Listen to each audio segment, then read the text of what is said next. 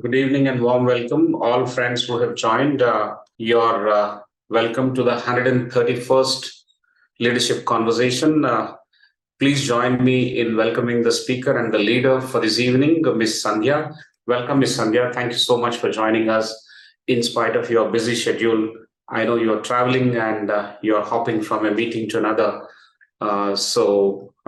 Extremely grateful for considering to speak in our leadership conversations. This is very, very important for us, given the objective of these leadership conversations, that young leaders like you spare some time and ignite that spark in the budding leaders who are listening to these conversations week after week. Without much ado, I'll do a brief introduction and then hand it over back to you for your opening remarks. Allow me to share my screen, please. These are WiseViews leadership conversations, which we have been hosting every Friday. And this is the 131st leadership conversation that is underway. The topic for today is Finance 2.0, the promises and the pitfalls. This will be held by Ms. Sandhya, who is the Group CFO, Narayana Health. This introduction and the opening remarks will be for about first half an hour. And the next 40 minutes will be the Q&A in two clusters. Ms. Sandhya, as I mentioned, is the Group CFO of Narayana Health. She has close to 20 years of experience in Unilever and Wipro groups, performing a broad spectrum of roles such as business partnering, audit and risk, ombudsman role, ombuds, ethics program, digital transformation, controllership, financial planning analysis, FPA, shared services, technology design and implementation, supply chain finance and project management. She received several awards. A few of them are here. She was placed in Asia's 100 Power Leaders in Finance by Whitepage International and India's top 100 Women in Finance by AIWMI.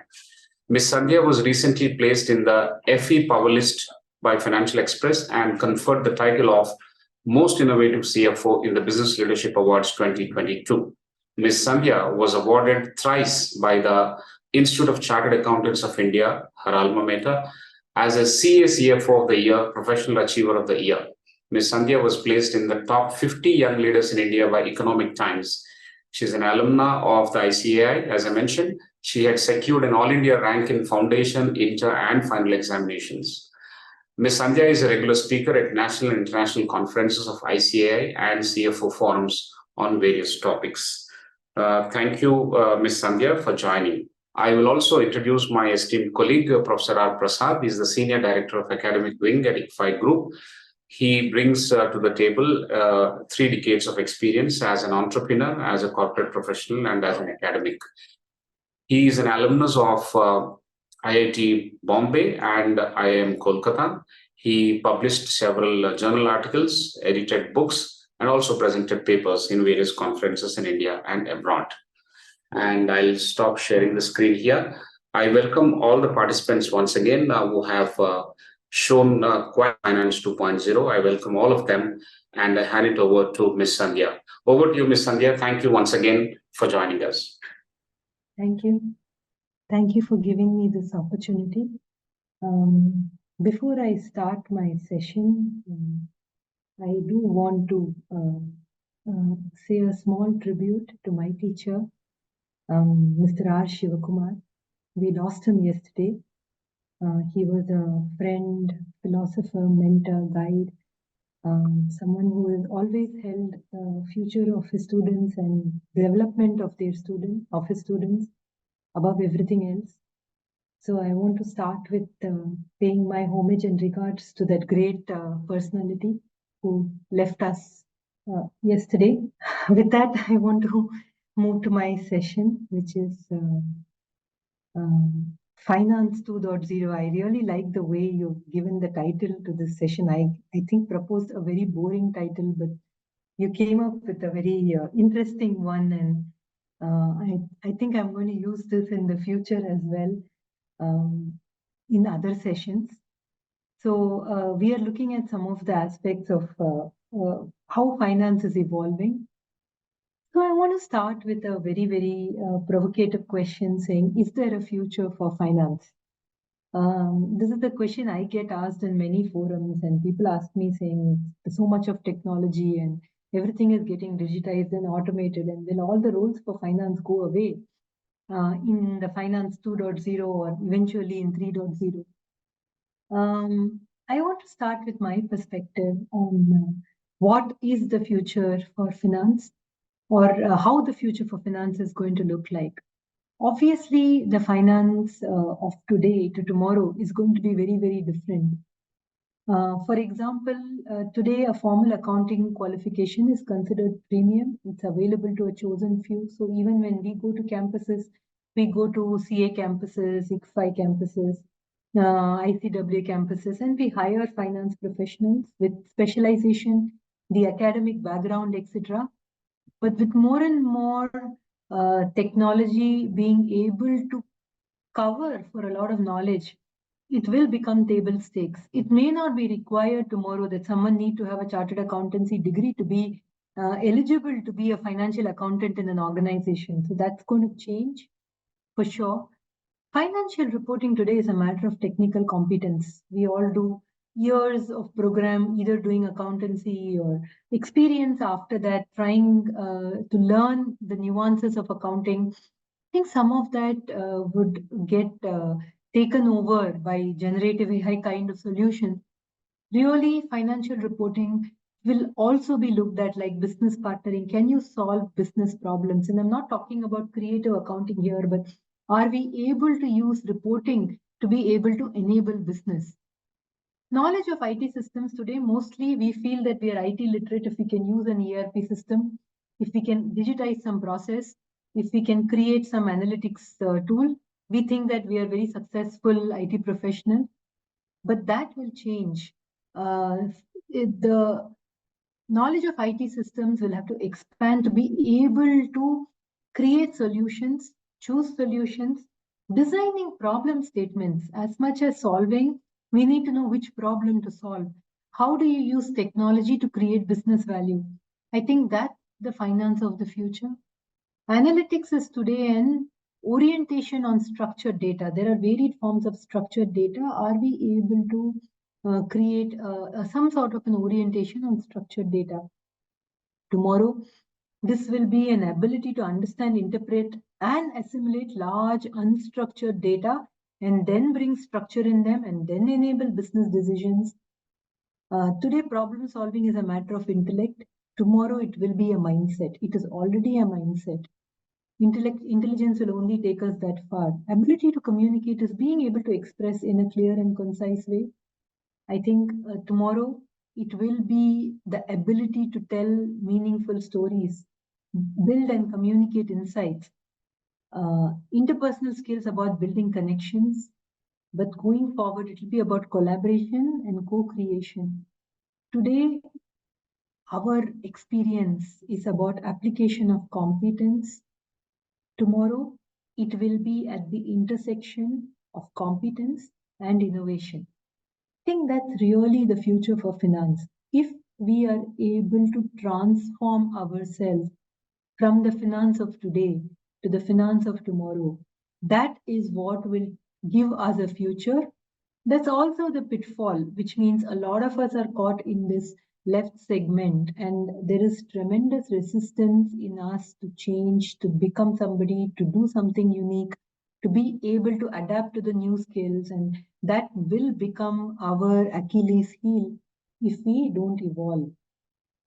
So our journey is from a chief controller, which we are in most cases, to a chief future officer. Now, what this means is today, if we look at finance functions, a lot of finance time and energy goes into the reporting segment, where we spend a lot of time making meaningful reports and data. Then we spend considerable time on analysis. And finally, based on that analysis, we take action, which is where, say, maybe 5 or to 20% of our time, depending on the maturity of the organization, goes. In the future, this pyramid has to flip. It will flip. A lot of time will be spent on action, which means the time spent on analysis will come down. The time today that we spend creating, organizing, and bringing data in a reportable format will completely disappear. What does this mean from our journey point of view? This is a quadrant. I've taken this from an HBR article of developing a digital mindset. Many of us start in the oppressed quadrant where we think that this is just too much for me. I am not capable of being a digitally aligned person, I'm not capable of digital learning. Slowly, we can either move to the indifferent quadrant or the frustrated quadrant. In the indifferent quadrant, we say, I can learn, but how does it matter? I don't see where I'm going with it. Because unfortunately, the skills we have to learn have to precede the need for the skill. If I have to become an accountant, I have to first do the accountancy degree and then I become an accountant. So which means I have to see what is needed tomorrow and learn those skills today. So that foresight we sometimes don't want to develop. Or we move to the frustrated quadrant saying, yeah, it's all making sense, but I don't know. Now, the real journey for us is, can we move to the inspired quadrant where we can learn digital content and we can bring that digital content to create value for our company and for ourselves. So that will operate at the maximization of how much confidence we have in our own ability to learn, which is the x-axis, and how much belief we have that this digital transformation matters, which is the y-axis. So if we are able to maximize that belief and confidence, that's when we can move into an inspired category, and that's when we'll be able to flip the pyramid. Moving on to my next theme, which is, what is this future that we are trying to seize? Now, what I've put here is like an Amazon chatbot. Today, when I go into an Amazon website and I'm doing a shopping, 80% of my questions can be answered by the chatbot. Tomorrow, whatever questions finance people are answering, a chatbot will be able to answer. As we speak, we are in the advanced stages of UAT of this capability using generative AI in Narayana Health. So today when we do our operating committee reviews, our quarterly reviews, we have all the data available on the BI platform, and then we look at the data, we look at exceptions, and we ask questions saying, why is this trend like this? Why is this changing? Why is this not improving? So today the generative AI capability, as I'm seeing it in the UAT stage, is able to ask 80% of the questions the leadership asks. It's able to look at all the exceptions, and it's able to say that these are the different questions that you need to ask. So that means that, and it's also able to give the answer saying this trend is going because of this. So which means the entire paradigm of what I am going to do in my reviews shifts from asking questions. I'm going to get into actions because the answers are already going to be there. So I need to then get into action, and I need to be able to provide solutions to how to solve the problem. So the time is going to completely flip. So there are many use cases that are underdeveloped. Cash forecasts using ML algorithms, that's table stake now. Many companies use it. Customer payment predictions, so you can have better cash flow management, fraud predictions, credit risk predictions. These use cases are already there. And as we keep moving along this journey, a lot of what these technologies are bringing are that they are making us better quality decision makers as finance, drive better financial outcomes, better business outcomes. But what it needs for us is to be able to make the flip. What is the flip? Today, we are stuck between fact and observation, to some extent insights, and then to action. We have to make this very quickly, moving from fact to action and spending the most time on action and least time on the first three buckets. Today, a lot of finance people are inside out. We look at data inside and we try to give our judgment, wisdom on that. We have to flip to be outside, and how can we bring the outside into the organization? Today, we come across as controllers who try to tell the business what has gone wrong and what can go wrong. But can we own business outcomes and drive business outcomes? Today, we are a technology adapter, sometimes a follower, sometimes a reluctant technology. Sometimes technology is thrust on us. Can we actually flip that and become a tech evangelist?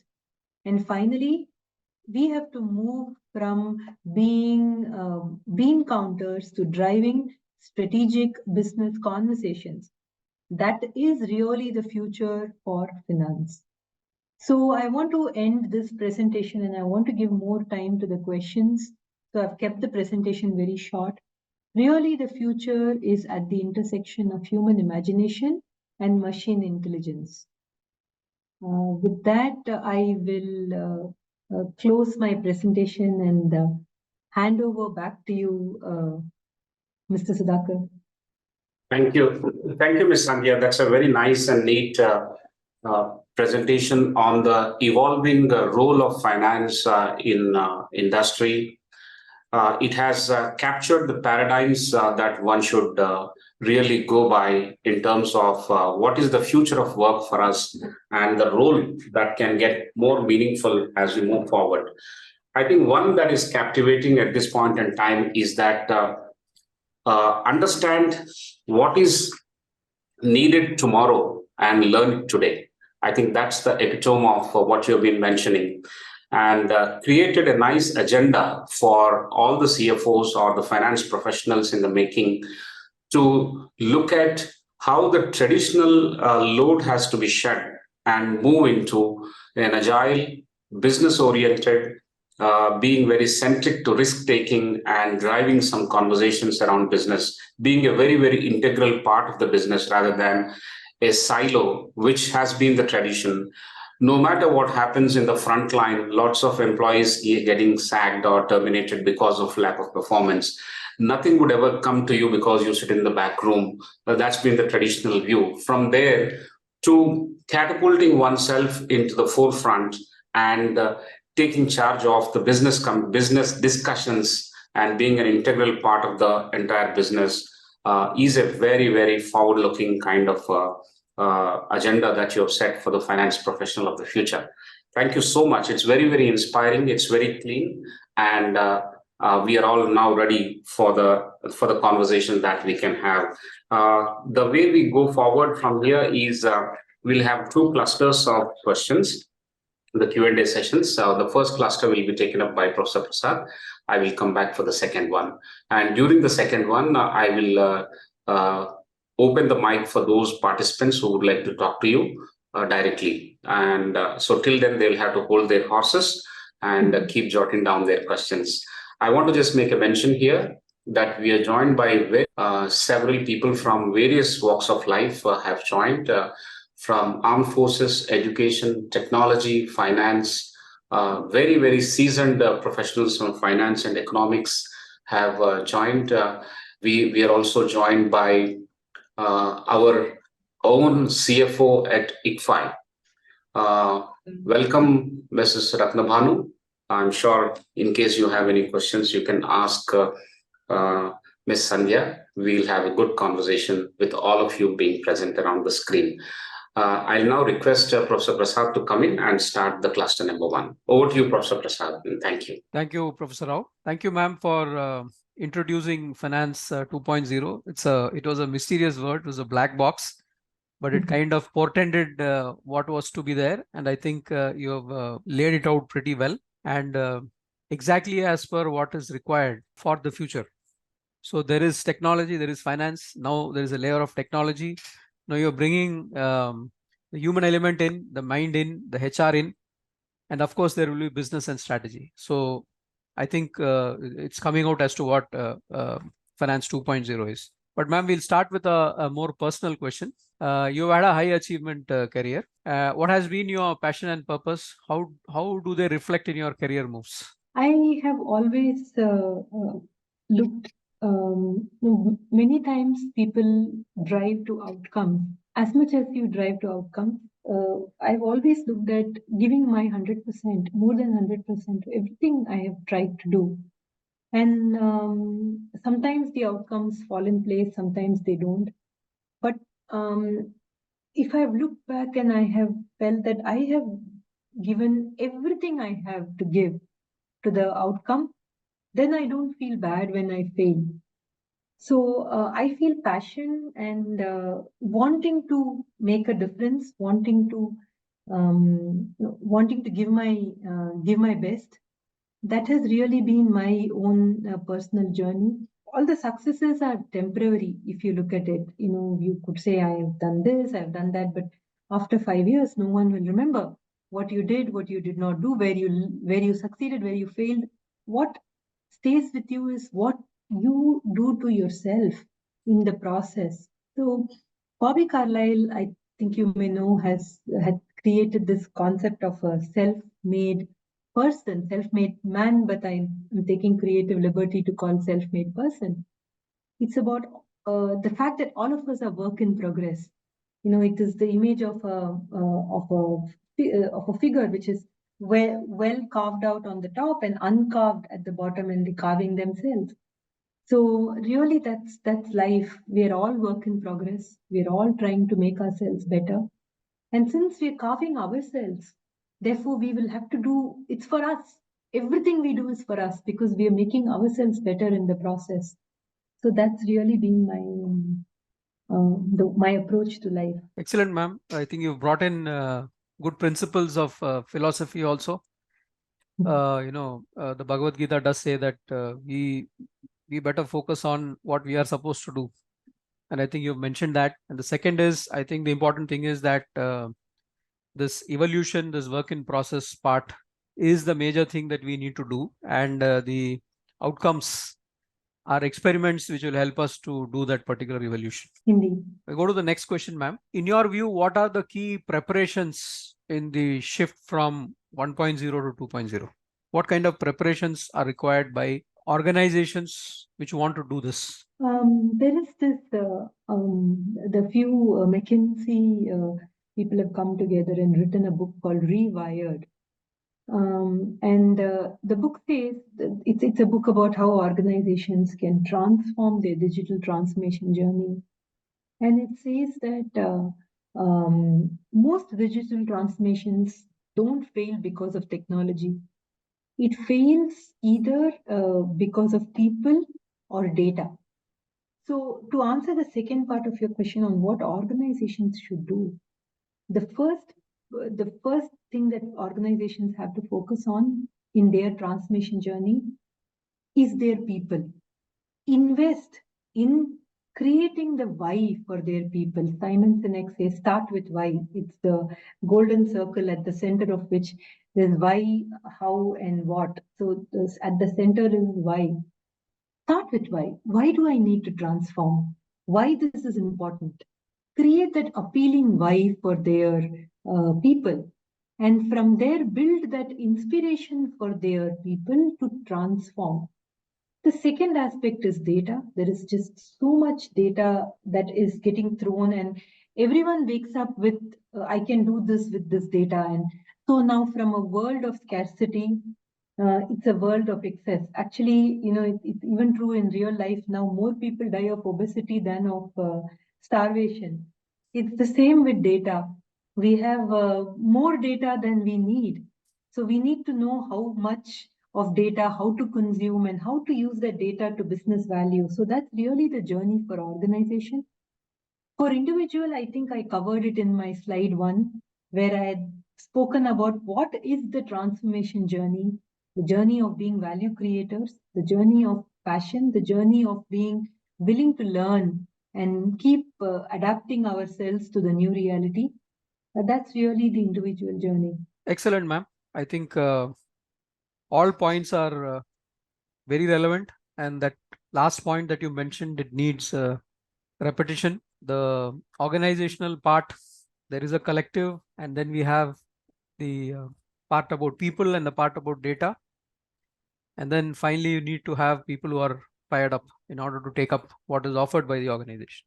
Thank you, ma'am. The next query is looking at this kind of landscape that you see for Finance 2.0.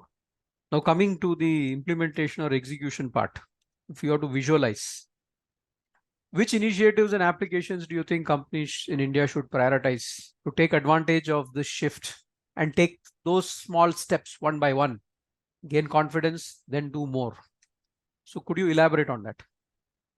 Yeah, actually, there is no one size fit all. It is very relevant for each company, each organization.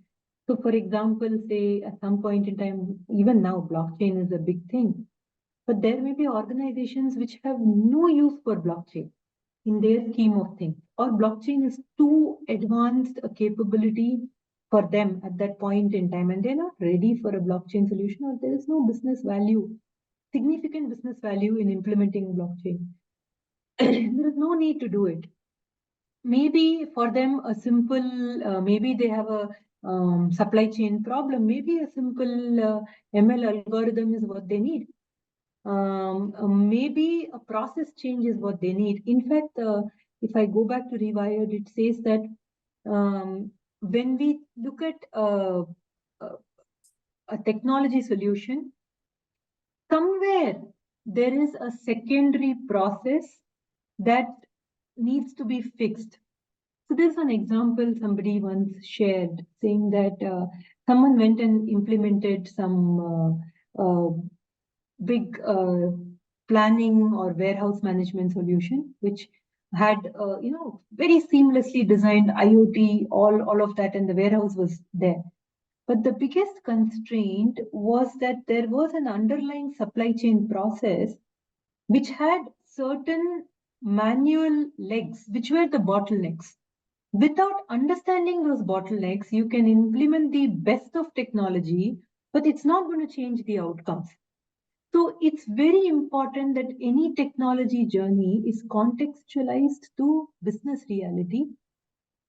We pick up projects that have maximum business impact and pick technologies that can solve that business problem. It may not be a fancy technology. It may be one simple Excel sheet which works better.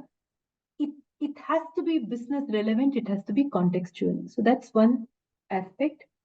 Second aspect, of course, is that we should have the ability to absorb new technologies in the organization. The reason why we do many small pilots is because we test the organization to absorb those technologies. How do people react, say, if I do a generative AI solution? How do people react if I do a blockchain solution? So to that extent, it is valuable to do these small pilots. But unless it is solving an important organization problem, the pilot will never scale. So we can say I am doing constantly multiple projects, but unless it goes back to fundamentals, saying what value is it creating for business, what business problem it will solve, unless that question is answered, no technology will take us anywhere. So that's really, so each person has to craft their own journey. Excellent, ma'am. So I think the principles that you're offering is, first is that you need to customize it and understand the business reality, and then see how this works around that business reality. The second thing that you're talking about is that the business value that is generated will dictate the level of scaling, and perhaps also the level of importance that management will give to that. Thank you, ma'am. Can you provide some use cases from your experiences where you have provided one with respect to what you did for generative AI, but can you provide for the audience, can you provide some more examples from your long experience where technology has been used, where severe challenges were there? I mean, you have referred to people as well as data challenges, where there were challenges and technology was finally implemented, and one where severe challenges arose and it's still work in process kind of thing. Okay. For the first one, I will take Narayana's journey. I was not there for the whole of the journey. I came in between, but I think it's still a good use case, so I will pick that up. So one of the things that Narayana did very early on was that they wanted to be a technology-first organization. So the problem solving using technology was very deeply embedded in the organization. What most organizations do is that they first build a very large ERP, build all the paraphernalia with respect to transaction recording, reporting, capture. Then once that is mature and stabilized, then they go and build out the analytics layer, where they try to then get insights out of data. But what Narayana did, they worked backward. They picked up what were my top 5 business problems I want to solve. To solve this problem, what information I need. So let us say, for us, one of the important information, one of the case study can be consumption tracking. Every day we have to track how much consumption is happening in the in the hospital. So I need a consumption tracker. So then they said, okay, what should be the format of the consumption tracker that enables me to track consumption better? And how that business use case will solve what problem. So then the supply chain team came and said, if you do this, this is what it will solve for me. Then they worked backward and they said, okay, how much of this data is automated? How much is not automated? So let's say 70% was available in the transaction system somewhere, 30% was not available. So they said, fine, let somebody upload the 30% and then I will first create the business outcome. While they created the business outcome and the supply chain team started using it, they then worked backward and then they automated the 30% of data which was also not available, So which means eventually now 100% of the data flows. But the problem was solved backward. So like this, we have created 160 dashboards. Today in NH, as a senior leadership, we don't use any Excel sheets. Nobody circulates any data to anybody. All of us are self-sufficient. Everything we need is there in the Medha. Our BI tool is called Medha. Everything is there in Medha. And every answer that we want to ask, we ask Medha. Nobody calls me and asks, what was the number? What was the revenue? What was the cost? No one calls me. People take care of themselves from Medha. I think that approach is a use case of, what can, is a positive use case. Now, where failures have happened, I want to share cases of, without quoting, there have been a lot of tech projects. They say that 80% of the total people who have some level of tech intelligence are doing some tech project or the other. But only 1/3 of the benefit that they originally envisaged, they realize.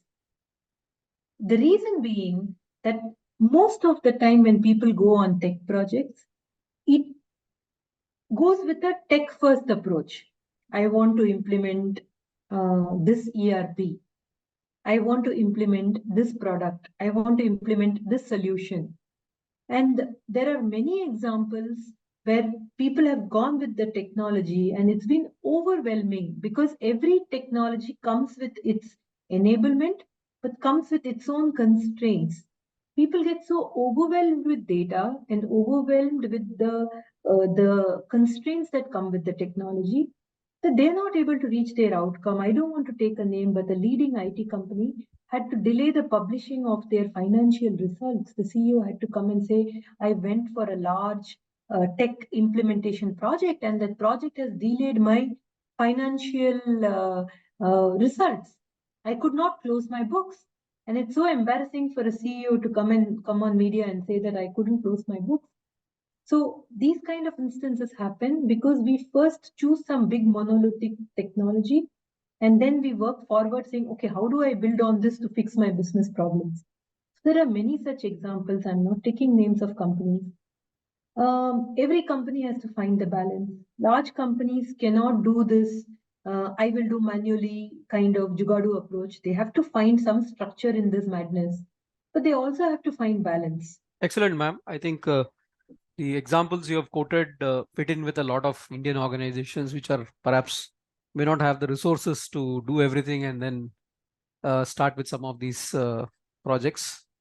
Some principles that I've understood, some lessons I've understood is first is that there has been a vision and there has been a top management support in terms of the philosophy and what they want to do, the purpose, some elements of the purpose that technology has to be there, tech first, as you said in Narayana.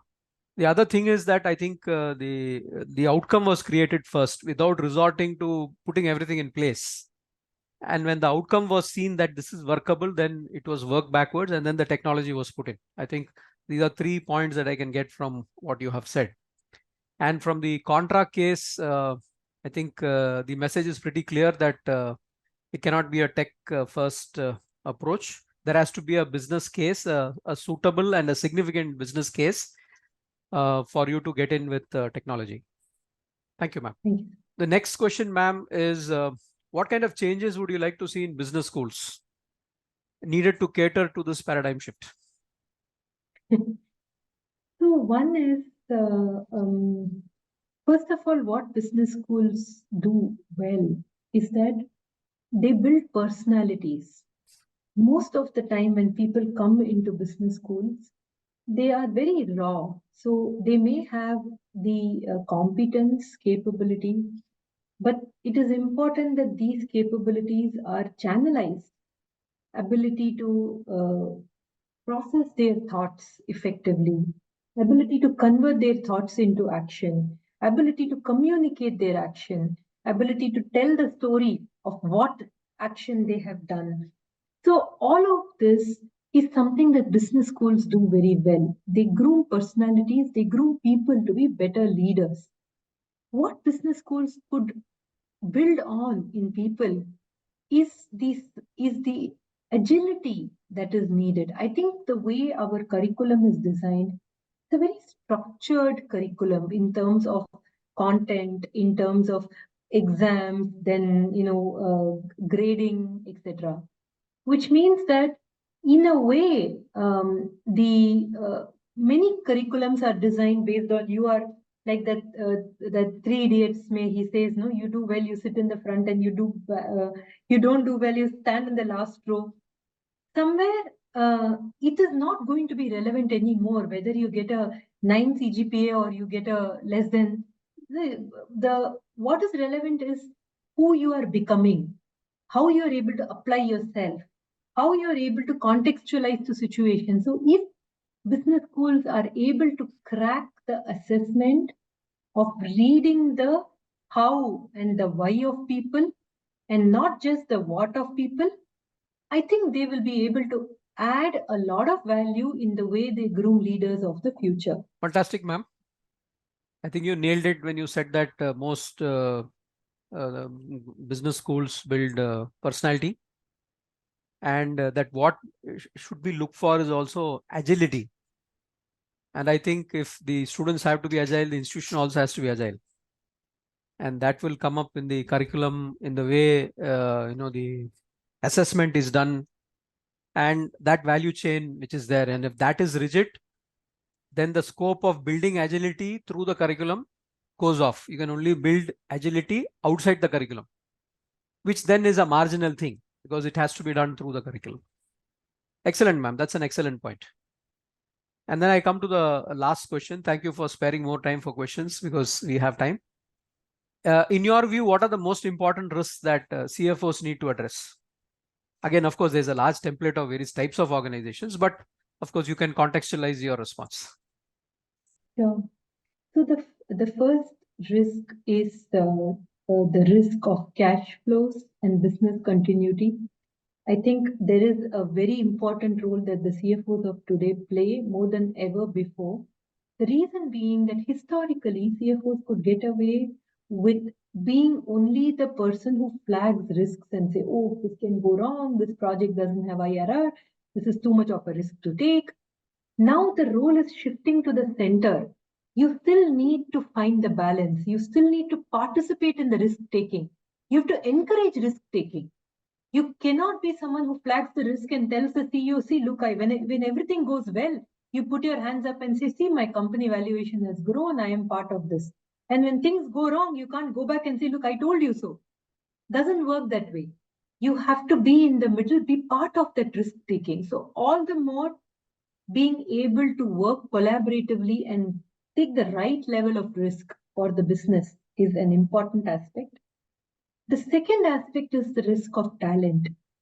The business world and the finance world is moving very, very fast.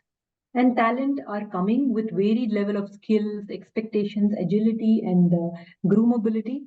So how do we take responsibility, take actions to be able to upskill our talent to be ready for tomorrow? I think that's the second big risk. The third risk is the risk of technology, and technology has multiple risks. One, of course, is the business itself can get completely disrupted. I think 1,000 times people have spoken about the story of how videotapes were completely disrupted when Netflix came, and that entire business was disrupted. So that's one form of technology disruption. Second form of technology disruption is your business becoming inefficient. If you don't put the right cost profile in place using technology, then versus competition, your business can become inefficient. And the third form of technology disruption or technology risk is the risk of cybersecurity. The landscape is ever changing. People are finding new and new ways of hacking. People are finding new and new ways of cracking the code of security measures that companies put in place. So the entire landscape of protecting the enterprise in a digital world, it is no longer that, like in the bank's locker, one key with the manager and one key with you and one big iron door outside and the item inside is safe. It's not like that. There are people looking for holes all over the digital environment, and you have to keep scanning the landscape and protect it. I think these are the big risks that come to my mind extempore. Maybe I've missed some. So pardon me if I have. I think you've gone beyond, you also looked at it beyond the CFO, and you have demonstrated some of what you said, that the CFO also needs to get involved in, taking up risk and, being like a financial investor to a startup in a manner of speaking. Yeah.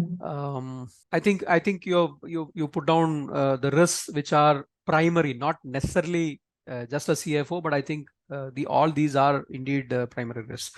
Thanks a lot, ma'am, for your patient response to all these questions and very insightful response. I hand the process back to Professor Rao. Thank you. Thank you, Ms. Sandhya. This has been a very engaging and very, very interesting Q&A that we are going through. I wish I had the opportunity of sitting back and learning and enjoying this conversation, but Professor Prasad has handed it over back to me. So let me take a few questions, and I request all the members in the audience to raise their hands. We'll open the mics for them as I promised. I also want to welcome Professor S.C. Sharma from Gurgaon, who has joined. He's an education leader rooted in finance, and my good friend from United States, Raj Chandu, has joined. Chandu belongs to the area of Raleigh and Detroit. I guess he's somewhere between. Welcome, Raj. Okay. Yeah. I'll take the first question, and that is, would you like to give us an example to strengthen? You don't have to name the organization, obviously. The digital transformation fails because of two important parameters, one because of data, other one because of people. Maybe you can give a very brief example of these occasions where it has failed because of people and where it has failed because of data. Okay. I think failed because of data is all the businesses that have got disrupted. They saw it coming. The same Netflix example that we are saying, there was always data which said that customers were unhappy. They used to there were companies that were making huge money on late payment fees. That data was available right in front of them, saying that I'm losing, customers are paying so much late payment fees, and they looked at it as a business opportunity than instead as a customer negative value. So there are many examples of companies not using the data that is available in front of them and be able to channelize their business forward. I think because of people, the one example that I want to give is Kodak, which everyone knows. They developed the first digital camera, but their people thought that if I allow this digital camera to go into market, what will happen to my printing or film business? So the lack of agility or fixed mindset of their people prevented them from launching a transformation. They were way ahead of their time in the transformation. It just prevented them from launching the transformation And obviously, you know, the rest is history, as they say. But I think it's good to call a positive example, which is Apple. A lot of what Apple does is not about, they of course have a extremely agile, forward mindset, but the big part of it is how do they encourage innovation in their organization? You can't encourage innovation by calling people into a conference room and then say, now all of you are free to innovate, please innovate. It doesn't work that way. There is a culture that gets built ground up on what do organizations encourage, what do they recognize, what kind of behaviors they reward, what kind of informal cues and formal cues that organizations respond to. All of them add to the culture. It's very abstract how a culture of an organization comes together. And Apple is a good example of how they have built a culture of innovation across the organization. And that's why, you know, their market capitalization is larger than many countries. And that's really, I think, a positive example of how do you create a technology, digital, agile mindset in an organization. Thank you very much. I was trying to focus on listening to you completely, so I muted my mic. So fixed mindset versus agile mindset is one of the reasons why people fail. And of course, in order to take people along with you, you need to create a culture of innovation, a culture of peeking into the future all the time by partaking risk, by allowing people to make mistakes, so on and so forth. It's an enterprise-wide activity, and it cannot be treated in silos. It has to be encouraged as an organizational activity. Thank you so much, Ms. Sandhya. The other one is traditionally, correct me if I'm wrong, traditionally we have been faulted with looking at data and not being able to draw insights. Having drawn insights, we are not able to convert that into decisive business actions. Where is the fault lying? Is the fault lying still with the business schools and the colleges that teach these youngsters to get into the industry? Or it is the culture of the industry that is not focusing on how to draw the business insights from an available data and from available insights to translating into business action? What are your thoughts on this? I think to start with, it's not a fault-finding exercise. It's a journey. We're all on that journey. So the schools, the business schools lay the foundation. It is like the clay, you're molding the clay. And then after that, the clay has to be put into shape. The putting into the shape is what are the formative years or career building which organizations do. Most organizations have management trainee programs where they take people through a certain career journey, which gives them a 360-degree view of the business. They do various stints in the business. So that's like building the shape. And then the fire, because really you can't form a pot unless you put it through fire.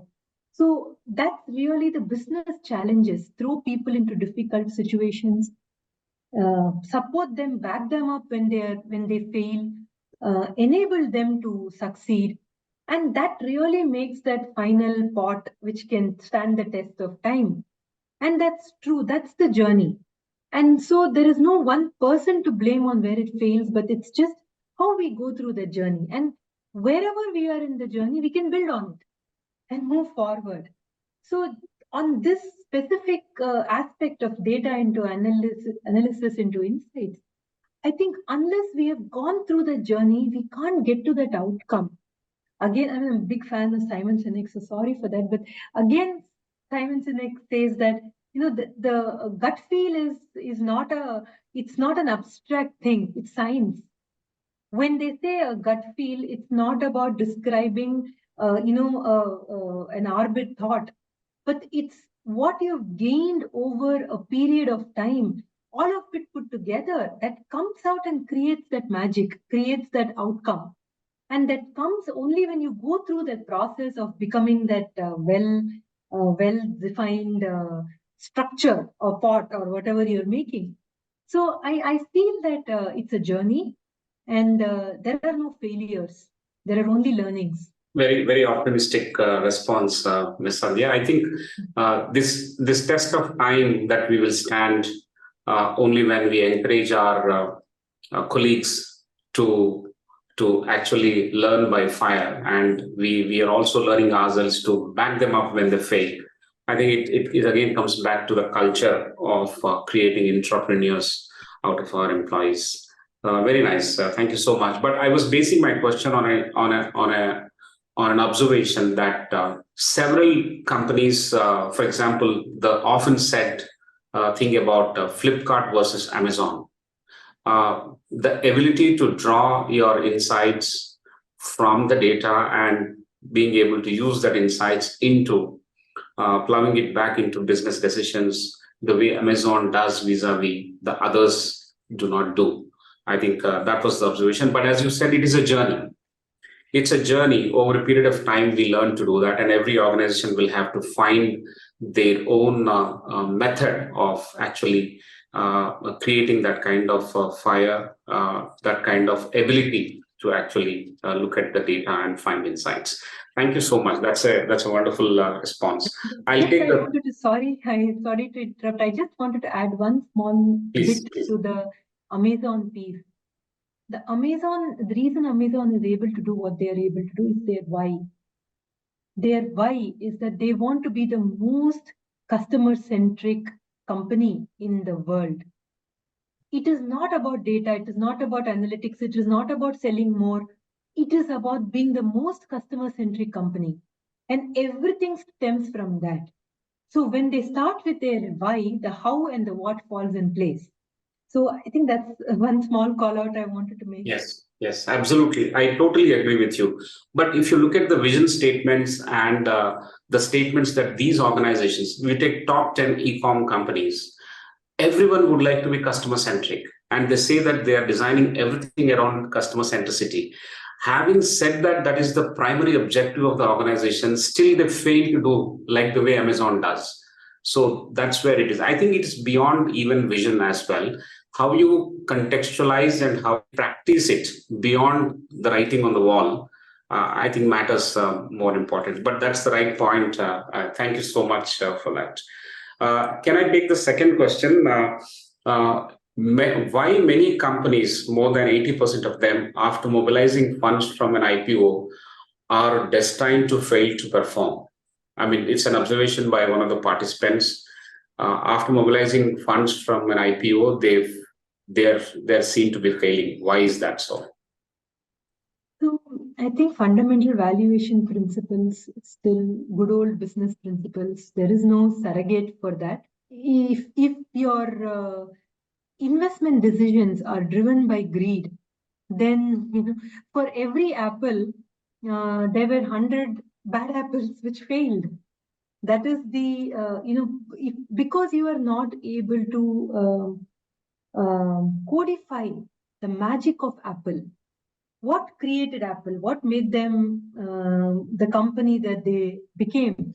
In Forrest Gump, he says he invested in some fruit company like that. And so what created that magic? Because we are not able to codify that magic, we are thinking that every company will be the next Uber, every company will be the next Tesla, and therefore I want to put my money behind them. And obviously, to stroke my own ego that my decision cannot go wrong, I keep pumping more and more and more money into it and take it to some valuation that is not representative of the underlying fundamentals of the business. And so the failure is obvious. I don't know if I have an answer to say. So how do I differentiate between an apple and a just give me one. I'm so sorry. So what distinguishes an apple versus something that has not performed? I think that's little abstract of how it all comes together. And I don't think you can read a balance sheet and figure that out. But people that can really figure that out can crack that valuation. And if you can't figure that out, then you take that risk. If you see most of the companies that invest, they will have one a big Uber kind of investment and they'll have like 20 failed investments. But in balance between all of them, they will make money. But when you go into stock exchange and you're focused investing on that one big company, there, you have that risk of losing value. Great. I think if the investors can crack the code of Apple, that's the example that you're given. Focus on underlying the fundamental aspects of business rather than the greed from the returns of your investment. I'm sure things will go. But there's no perfect template for anyone, like a formula to follow. But I think it has to be, again, continuous evaluation and focusing on the fundamentals all the time. Thank you. I'll request Mr. Arun Kaul to raise his question after a while. That is, I'll just take this question and I'll hand it over to Mr. Arun. One of the members is asking Ms. Sandhya, what is your take on cryptos? Where is it heading? Cryptos is like any other, like mutual funds are subject to market risk kind of thing.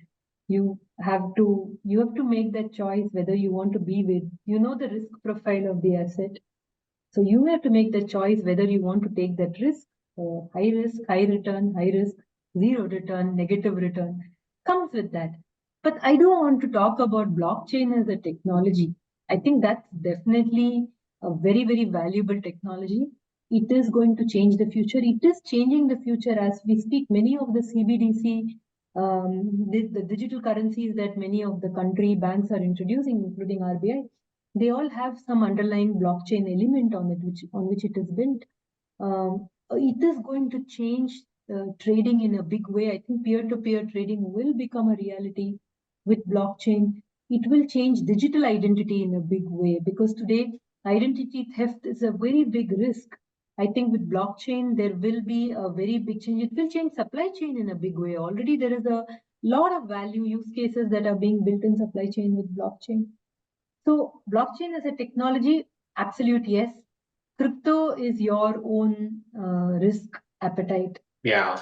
What Ms. Sandhya is saying is that go after cryptos at your own risk.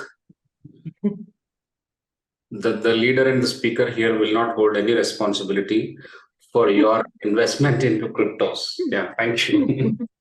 Yeah, just jokes apart, that's a very nice way of responding to that. I think people will have to focus on emerging technologies and use it in a manner that is relevant to your learning and then adding value. Thank you so much.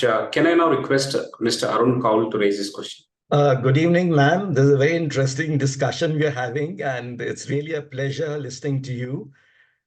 My question is that as we go from Finance 1.0 to Finance 2.0, are we likely to lose jobs in your opinion? And if yes, in percentage, I mean, what percentage of jobs? And I am presuming that people will upskill, will retrain, relearn. But even then, are we going to lose jobs? And what would, in your opinion, be the percentage of jobs lost? I don't know if I have that level of future gazing crystal ball ability, but definitely this is not my adage, but it has been said that definitely a person who does not use technology will lose his or her job to a person who uses technology, or a person who does not use AI will lose his or her job to a person who will use AI. That's really something that has been often said by many leaders. What definitely is changing is that in the earlier scale of automation that we saw when we went through industry 2.0, 3.0, even 4.0, most of the automation was happening on blue-collar jobs and slightly superior blue-collar jobs, some BPO kind of jobs. So a lot of it was happening on blue-collar and routine transactional jobs. The wave that we are seeing today, the biggest impact is going to be on white-collar jobs. Now, does that mean that because there were better, more digitized, automated factories, there were workers on the street, and there are people that are jobless? Of course, everyone went through a transition, but people adapted and they got on to do better things. Now, the same way, I think people will adapt and go on to do better things. There will be some amount of pain that people will go through. There will be people who will not adapt and therefore they will fall off the race. But I don't know if I can put a number to it. I think we have to go through the journey and be constantly agile to adapt ourselves as the journey progresses. I know it's not a meaningful answer, but yeah. Thank you. Thank you very much, Ms. Sandhya. What you mentioned is that the onslaught of technology will create some pain that will lead to adaptation, and adaptation will lead to new avenues. I think that's the matrix. That's the way forward, actually. Thank you so much. We have one more question, but this is little more along the lines that you have already answered. Cash flow is always the king. Do you agree or disagree? From Finance 2.0 perspective, what are your comments on this? Sure. So, Adi Godrej, there's a very famous saying which says, sales is vanity, profit is sanity, cash is the reality. Cash is the only reality. So definitely whether finance 1.0, 2.0, 200.0, cash will be the reality. Maybe it will be some digital cash, crypto cash, some cash, but cash will be the reality. There are just a couple of aspects I want to call on this. The little bit shift which is happening is historically finance had been seen as the protector of cash. So if I'm sitting on a ton of cash in my balance sheet, I am a good CFO. But now more and more we have to encourage reasonable risk taking, be able to work with the business to drive some amount of, because that's what will create that mindset of moving forward, agility in the organization. Second is leverage is not bad. It is okay to borrow. Leverage, the mechanical definition of leverage is that it gives you that impetus and force to be able to get a outcome which you otherwise would not have got in the normal course of things. So it is okay to have some leverage in the balance sheet. And finally, there has to be cash that has to chase growth. Many companies make this decision of using cash to buy revenue. I have a X $1 million revenue. I want another Y million. I have cash sitting on my balance sheet. Go buy that Y million without knowing, unless I can make that Y into 2Y, or unless I can grow that Y beyond what they are already growing. Because when I'm say going and buying a company at say 10x EBITDA multiple, unless I have the ability, that means the next 10 years of profit I'm paying them for. I'm not going to make any money if I just run the company the way they've been running for the next 10 years. So unless I have the ability to generate return from that company because of the synergy more than the money I am paying for, it is not going to make sense. So that's the other small aspect, because this is a very M&A focused world today, and a lot of people are driving investments. I think that's another aspect I would like to call out.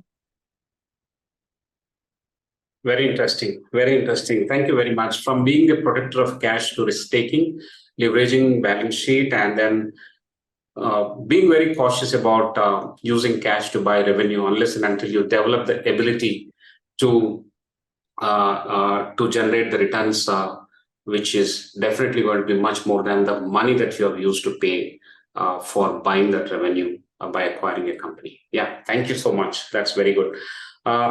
Others who have any questions may raise their hands, but I will take one before that.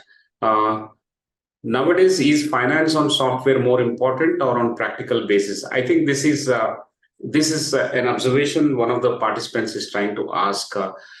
It is not to say that we are not using technology, but it is probably an observation based on a matured level of practice by CFOs. Are we completely dependent on softwares, or on practical basis, what kind of decisions are being taken? So how do we probably arrive at balance? That could be the question. Yeah, I think really what is the differentiator of tomorrow is that ability to bring our perspective to data and in insights and actions. So more and more than before, our practical ability, and we spoke about the Simon Sinek gut feel thing, our collective experience of being able to drive business outcomes is really the differentiator.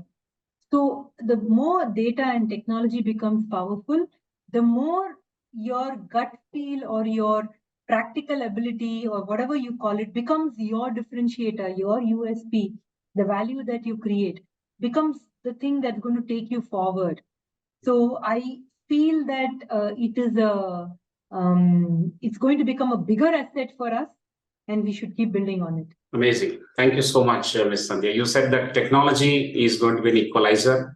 Probably all of them can acquire technology and use it. All of them are on some software or the other for basic transactional data. But your biggest differentiator is going to be your gut feel, your value addition that you can bring to the table by drawing that insight from the data and also putting that into gainful action. Thank you so much. I have the last question, and I request Professor Prasad, if he has any, he can come back. But let me take this last question. And this is, you have worked at the top level of finance. You're almost on the top of the pyramid. Some of the points that you mentioned are bordering on the roles of a CEO and a CFO. For example, being part of strategic conversations and discussions, driving business results, risk-taking, these are all very good. Did you encounter, you don't have to name, but did you encounter any time that you were transgressing your line of a CFO and getting into the line of or the role of a CEO? Or how are the CEOs responding to this advancement by CFOs? It's a hypothetical question. I don't know whether it is transgression. I think a transgression, a step back, I will say, is trust. Before we before we want to do anything in the organization, we have to build trust. Trust that we are all working towards a common goal. We're all working towards the betterment of the organization. And anything that we bring to the table has no agenda except the progress of the organization. So when that trust is built, then people don't draw lines. They give you the opportunity to express yourself.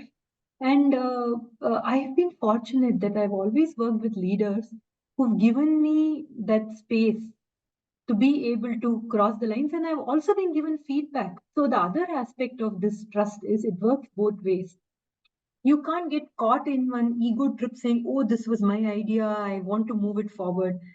If you're given a feedback saying, why this idea, maybe the time has not come, maybe these are the challenges, we then have to work within the context of the organization and make progress step by step. So when you work with in a climate of trust and a climate of honesty, I think nothing is considered as a transgression as such. At least that's been my personal experience. Great, great. I think the learning for us is that in an environment of trust, you don't see actually boundaries, and that is being considered as pro-organization. It is rooted in the benefit of the organization. Therefore, the ideas are welcome, and also the feedback is there, whether it is the appropriate time to actually take it up or we postpone it and take it up a little later. Well, that's a very, very healthy situation to go by. Thank you so much. Professor Prasad, you have any last question? Yeah, certainly. So I like this idea of build trust, then build trust, and go into the next area. From there comes the next question. And I think from what you're saying, there's a lot of what I would call being an entrepreneur person, because you're not just doing what you're doing, you're also trying to do it as a business, and you're trying to generate value through common mode. And this is something that on which the question comes. So if you want to foster that, how do you look at it both from how do you develop it from an individual and an organizational point of view? Because this is very closely related to culture. Yes. So I feel entrepreneurship, you don't have to put in your money and become one big startup entrepreneur to be able to bring out your entrepreneurial abilities. even in the organization, within the paradigm of what you do, if you're able to demonstrate that fire, that passion, that agility, you can bring out your intrapreneurship, as they say. That term, I think, was coined by Kalpana Murparia. And I kind of caught on to it, and I kind of keep speaking about it in multiple places. But it really is true. You can be an entrepreneur in any role that you do. Now, moving to the second part of your question, how do you build that entrepreneurship culture in an organization? First, it starts with trust, culture of trust.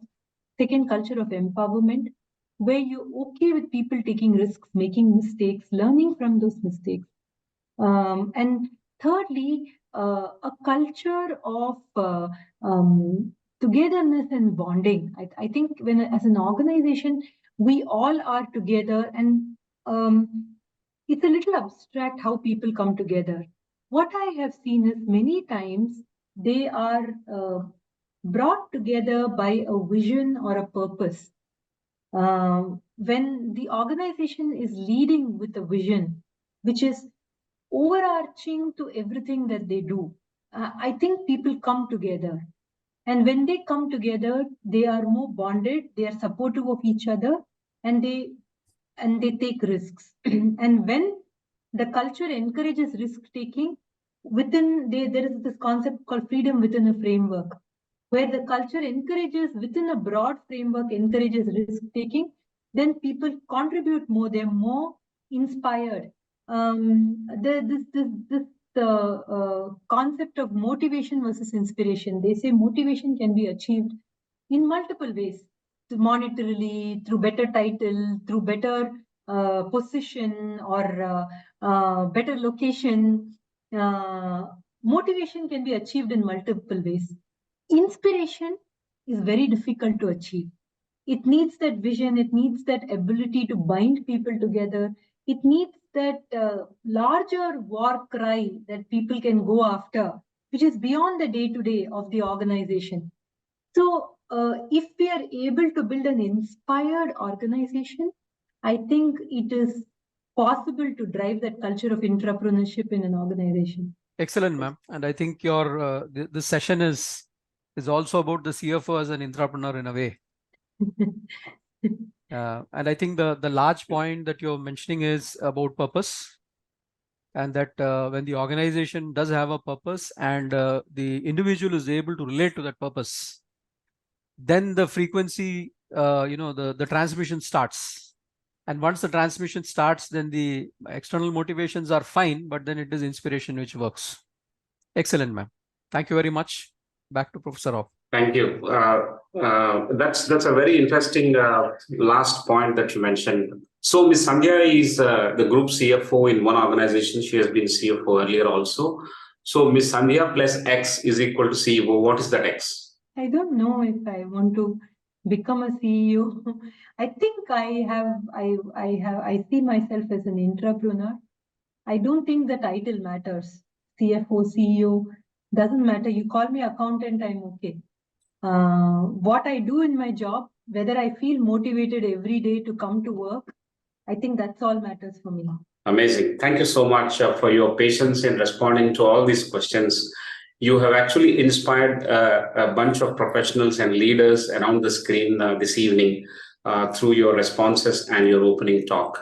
If I am allowed to summarize in 1 minute, I think you started with the paradigm shifts that are taking place in the field of finance, the finance of future, or the finance 2.0.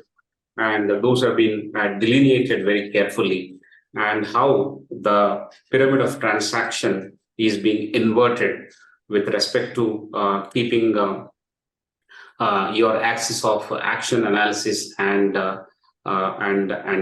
insight and people of That's very important. And you have therefore built what is called digital mindset that is required in the organizations as we move forward.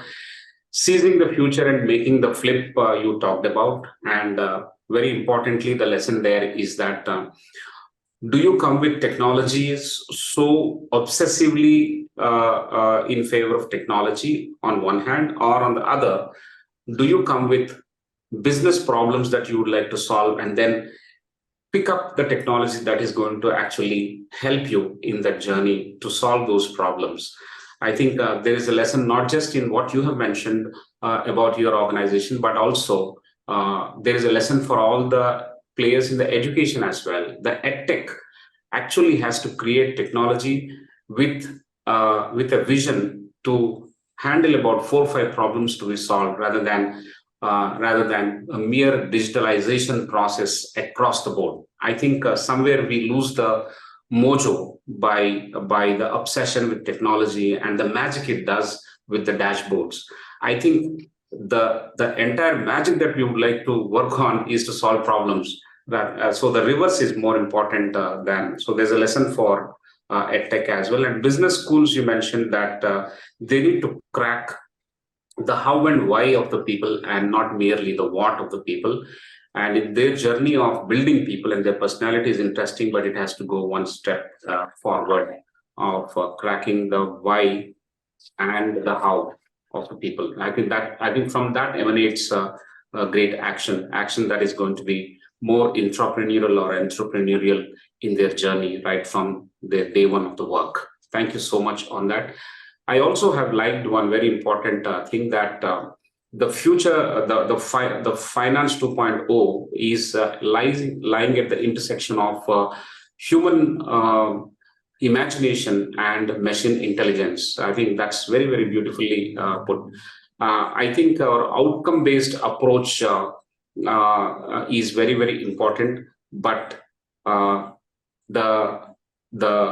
real push for making some difference by giving your own personal example, which you have narrated, is extremely important.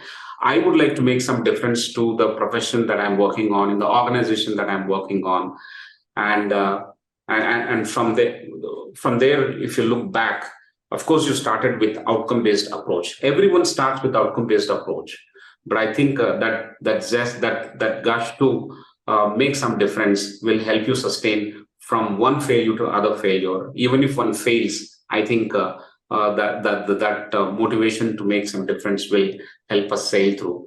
Thank you very much for giving us a deco into the self-made person that you are. And the lesson that you have drawn is that we are a person of work in progress all the time. You have drawn some lessons from the book Rewire, how digital transformation fails, and more often it fails because of data or people. And therefore, once again, you have added that we should invest in creating the why for people. Why should they be part of this journey? Why should they be part of this digital transformation? And then they'll be much more aligned to all of us. Technology should be contextualized in business reality. That's a very, very important aspect. You have also helped us understand the risks for CFOs. The business continuity and cash flow is very important. That should not be jeopardized at any cost. And the risk of technology, in fact, these lessons are applicable not just in CFO's role, but I think these risks are applicable in general as well for organizations and individuals. I think the growth or the progress that we make over a period of time is something which we need to create a template of appreciation, and therefore a culture of innovation will be created thus by doing so. I think organizations will have to celebrate failures. Organizations will have to have templates of allowing people to take risks as well. These are some of the very, very important points. And as I mentioned some time back, your perspective to data, insight, and action should be ending in what is called bringing that differentiator, that your gut feel is going to be the differentiator. And motivation is possible in many organizations, but inspiration is going to turn you into an entrepreneur or an entrepreneur. So thank you so much for these wonderful nuggets of wisdom drawn from your experience of 2 decades almost. This is a platform, WiseViews Leadership Conversations, where Dr. Devi Shetty himself has spoken in the 100th conversation, and Ms. Sandhya is speaking in 131st conversation. So we took some time to reach you, 30 conversations in between, and we really enjoyed the learning from you and your views about how one has to move from an entrepreneur from a normal employee to an entrepreneur. So these are amazing lessons that you've given us. I'm sure everyone around the screen also have enjoyed like the way I did. Thank you so much. I appreciate your time, energy, and expertise. Thank you. Thank you for giving me this opportunity. It was really very nice, and the questions were very nicely carved out. And what I really appreciate is the way you summarize. One of the feedback I get sometimes is that I need to learn more succinct communication. I think I learned it today, the way you were able to summarize my 5 minutes of going round and round and explaining something into 1 or 2 lines in a very sharp and effective way.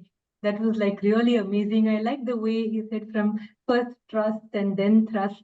I'm again going to use that in forums. This was really, I learned more in this session than what I've ever done in other sessions. So thank you so much for giving me this opportunity. Thank you. Thank you very much. I would like to thank Mr. Pattabhiram for providing this connect with Ms. Sandhya. Mr. Pattabhiram has been a very rich supplier of leaders to our leadership conversations. He has actually provided the connect with Dr. Devi Sethi, and today with you and a few other leaders as well. So we would like to thank Mr. Pattabhiram for this connect. I requested him to be present, but he was busy with something else. I think he is not there today in the list of participants, but I will also write to him and thank him. In the meantime, I request you to share your slide deck so that we can attempt a summary of this conversation. It will be very helpful. I will share the summary with you for your approval, and after we receive that, we'll update it to our archives. So thank you once again. I want to thank all the members of the audience.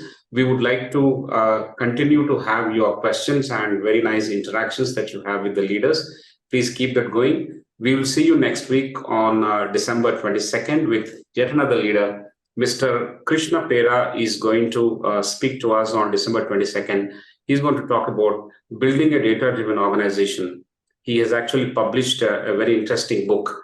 And based on that, he's going to talk about building a data-driven organization. It will be a very interesting sequel to what we have discussed today. And therefore, if you have an opportunity of reading this book, definitely Google Mr. Krishna Pera and then come back with more meaningful questions. Till then, have a nice weekend and see you next Friday, December 22nd, 6:30 p.m. Thank you all and good night.